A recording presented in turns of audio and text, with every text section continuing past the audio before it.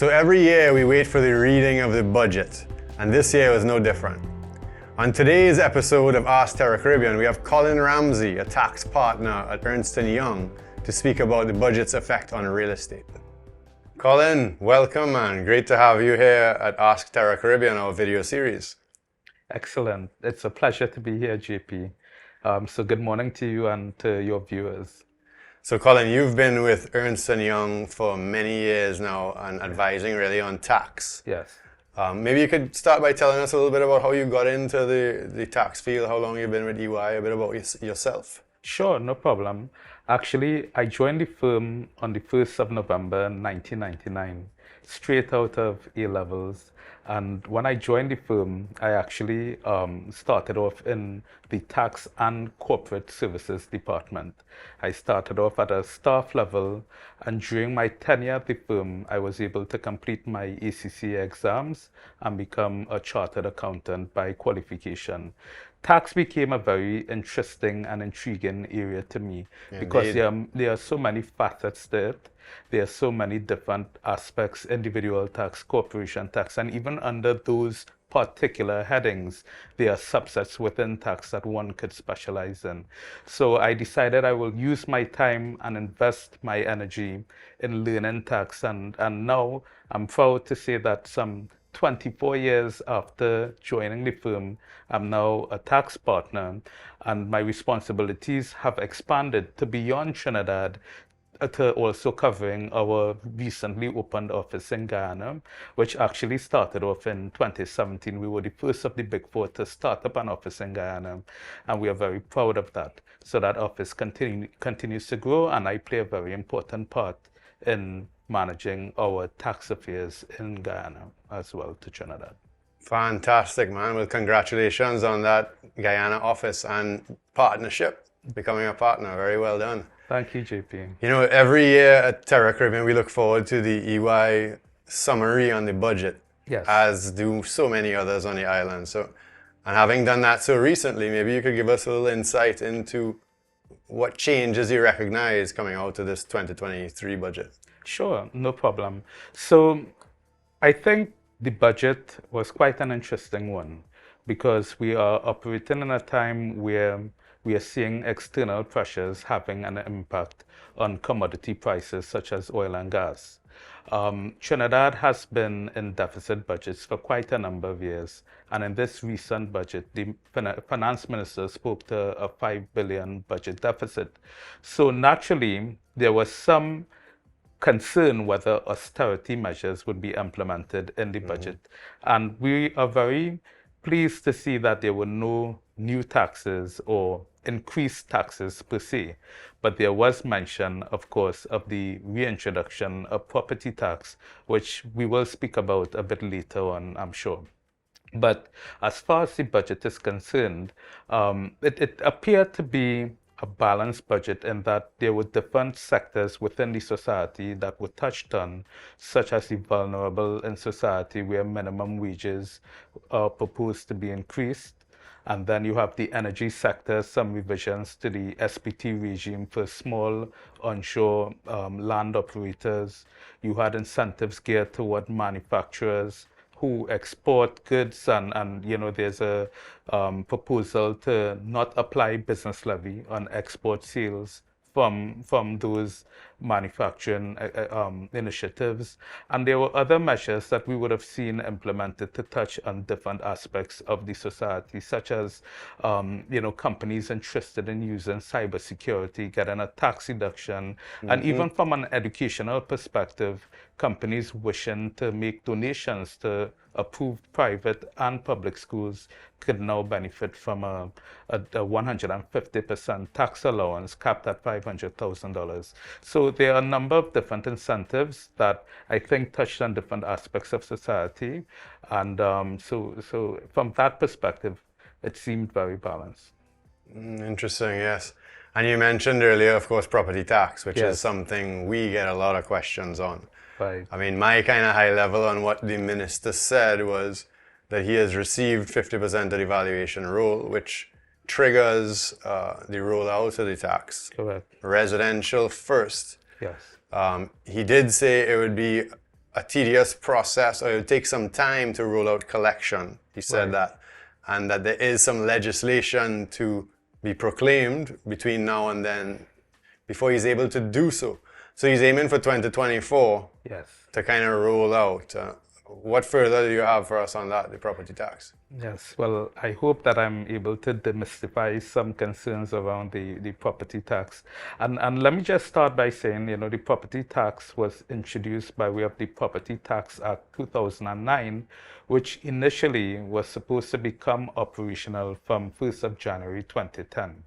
As we know, there was a moratorium granted for non-collection of the property tax, and now the Minister of Finance has indicated, as you mentioned, his intention to resume with the collection of property tax commencing 2024 using residential properties as the basis. Now, from a property tax perspective, as you correctly pointed out, there are different categories of properties on which property tax is levied. Correct. You have agricultural properties where the applicable rate is 1%. You have residential properties, 3%, commercial, 5%, and then you have industrial properties where the value is actually 6% for buildings and plant and machinery housed in a building or structure, and 3% for open air plant and machinery. So as far as it relates to the reintroduction of property tax, the residential component is what is being focused on. In fact, just this morning, there was an article in the Guardian newspaper which spoke to an anticipated collection of property tax in the tune of about 400 million TT dollars from the resumption of property tax. And the property tax will be assessed by the Board of Inland Revenue. However, the legislation needs to be amended to allow for the collection of same by the 14 municipal corporations, which the intention is to use those funds in the improvement of delivery of goods and services to the public. So I think, coupled with property tax, there would be an expectation from the public by and large for some improvement in the service that we see as far as it relates to the use of those funds. Okay, from a residential perspective, as you mentioned, more than 50% of the valuation rule was completed, which would allow for the government to start with the introduction of property tax. And I saw the Minister of Finance in that said article make reference to an estimate of between $500 to $1,100 annually for the collection of property tax. One example that was given during his budget presentation is like if someone is earning $5,000 in rental income, the Act allows for the annual rental value discounted by 10% to be used as a basis for calculating property tax. So if you take that $5,000 per month and extrapolate it over a 12-month period, you get $60,000. Discounted by 10% gives you $54,000. When you take 3% on that, which is the applicable rate for residential properties, you get something like $1,620 or thereabout, which divided by 12 was $135 per month or thereabout. So on the face of it, it doesn't seem to be overly burdensome. However, we know that we are operating in a time when, unemployment and other social issues are facing the country. So there may be some level of, pushback. And what I would say is when you look at the Act, there are measures announced for relieving or providing relief for persons who are genuinely unable to pay the tax. There are also provisions which provide for a deferral or payment for the property tax in certain circumstances. So I think the legislation has provisions that could address those issues as well. Yes, well, very well said. And it's good to hear that it's not going to be a very heavy tax. It's going to be something that the people can afford, and it's going to go back into the regional authority where the money will be used well to improve on the infrastructure within the area. Yes, absolutely. Yeah. Now, Colin, you and I sat on a committee for the Chamber of Commerce making certain recommendations for this budget. And some of what we looked at were the tax bands, as you rightfully just described, for the different types of property, as well as a revisit of stamp duty. Yes. Right, so now that they're rolling out the property tax, and we're not against the property tax in any Right. way, it's a good opportunity to revisit some of the antiquated stamp duty rates. Correct. Tell us a little bit about that. Sure. So, stamp duty is actually applicable on, among other things, the conveyance or transfer of land and building, right? Real estate, property, and so forth. And the rates also vary depending on the classification of property. A few years ago, the government, or through the Minister of Finance, would have introduced legislation for first-time homeowners whereby the stamp duty applicable on residential property for first-time homeowners only kicks in after the value of the properties exceeds $2 million. So I think that measure was very welcome, particularly to encourage, young persons or persons desirous of owning a property to benefit from that particular measure. Definitely, and many did benefit from that incentive, and we're grateful for that. Absolutely.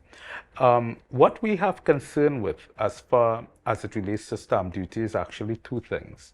One, you touched on the bans, which we believe are quite antiquated. In the Stamp Duty Act, there's reference to commercial properties being taxed at a certain rate within a band of, let's say, $400,000 to $800,000.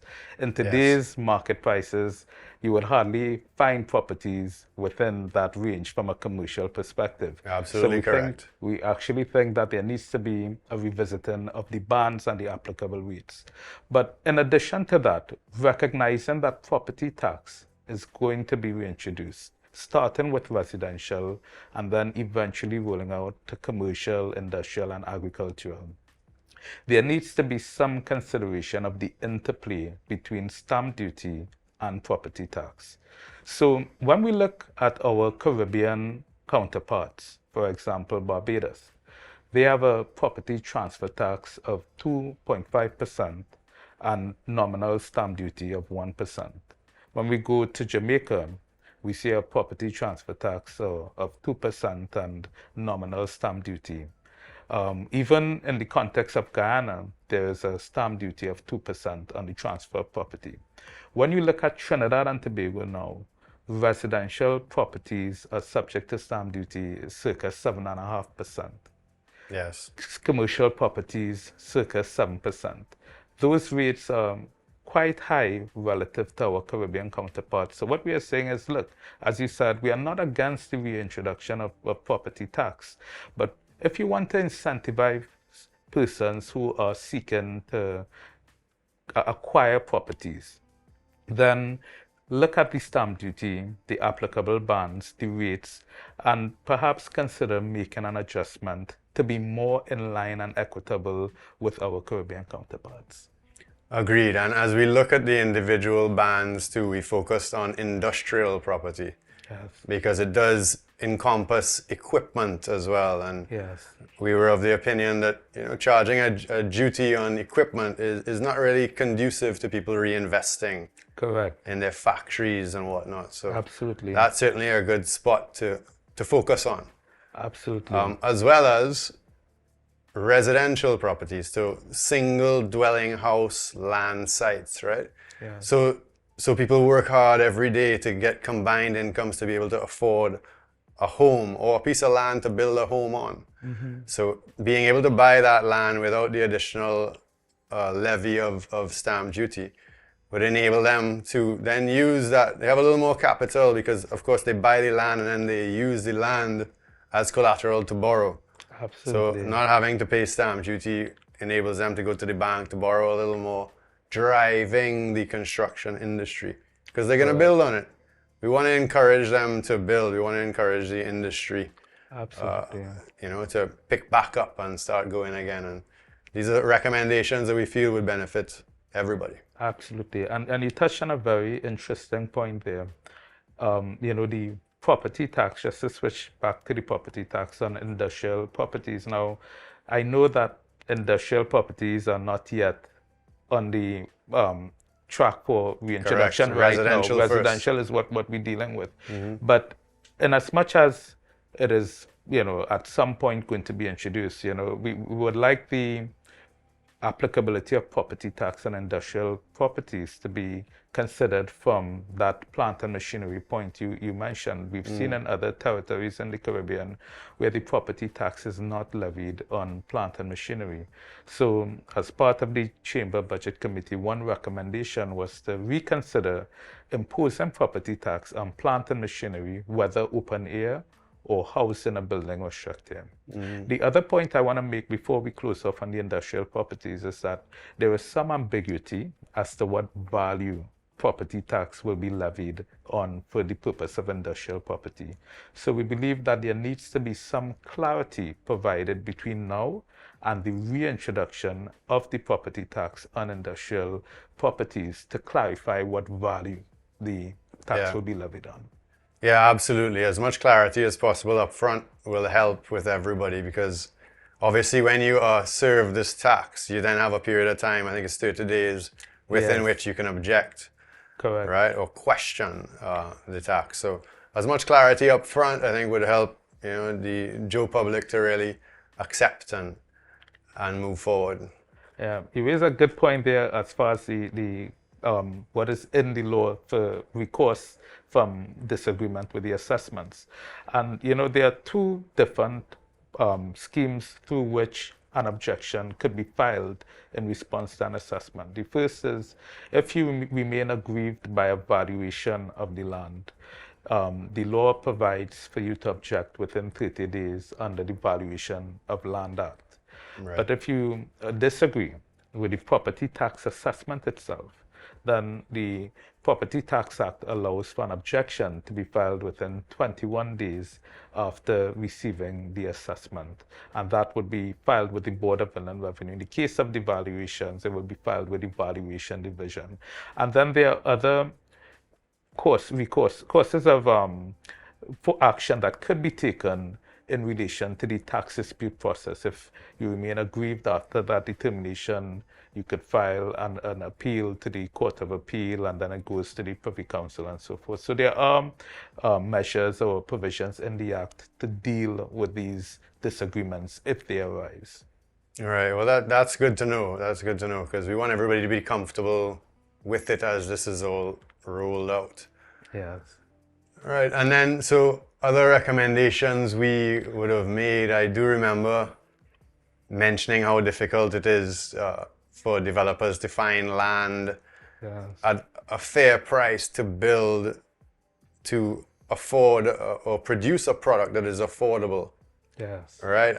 There's certain bureaucracy in place as it relates to the approval process and getting through to that finished product once they find land that works. So we spoke a bit about potentially changing a very small percentage of the agricultural land, changing some of that for residential development. Yes. And not the prime lands, but lands that maybe are not ideal for agriculture. We don't want to take away anything from the breadbasket. Yes. We understand food security is paramount. But there are certain incentives in place, Colin, that do work in the favor of a developer and in the development process that maybe you could speak a bit about before we close up. Sure, no problem. So under the current tax legislation, there are incentives, as you mentioned, for property developers. So there is an exemption from tax until 31st of December 2025, which in the Budget Committee, we proposed to the Minister to consider extending to the 31st of December 2035. Correct. So that we would encourage construction and so forth. But this is on gains or profits or rents received from newly constructed multifamily dwelling properties, multi-story car parks, or commercial buildings. There is also an approved property development company allowance that was reintroduced at 20% of the cost incurred in the development or construction of an approved building for the purpose of construction. So there are these incentives which taxpayers could benefit from if they do their projects and complete them within the prescribed time frame, which currently ends on the 31st of December 2025. Right, and I think it's a very reasonable request that that be extended a bit when you look at Yeah. the timeline involved in completing a project and so Oh, on. yes. You know, people starting today want to ensure that they'll be able to finish in time to realize these benefits. Yeah. So there are great benefits in place, and the feedback I get is that sometimes it's difficult to realize the benefit going through the process with the government to really get your benefit. Correct. I think that's a very good point, JP. And one thing that became very apparent when we had our meetings in the tax committee formed by the Trinidad and Tobago Chamber was the difficulty in accessing incentives because of either bureaucracy or some inefficiency in the process for applying for the incentives.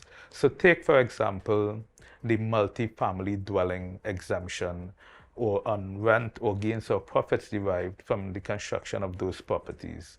My understanding is that there is no definition of what a multi-family dwelling is, and therefore that created a bit of difficulty for persons who were interested in constructing these multi-family dwelling type establishments in order to benefit from that tax exemption which is currently available under the Act.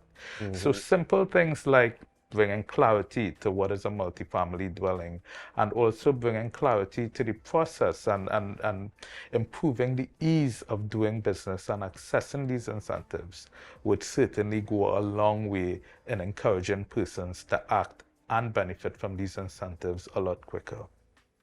Absolutely, very well said. The ease of doing business and the ease of accessing and benefiting from the incentives that we are grateful for. Absolutely. I remember one last point before we close off.